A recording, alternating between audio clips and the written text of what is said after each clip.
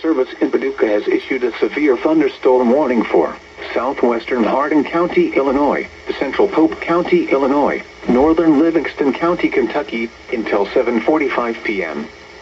At 6:52 p.m., a severe thunderstorm was located near Golconda, or 19 miles east of Vienna, moving southeast at 20 miles per hour.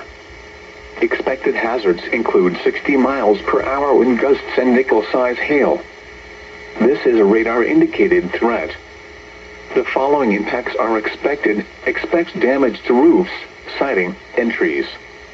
Locations impacted include Rosiclare, Golconda, Berna, Joy, and Carsville.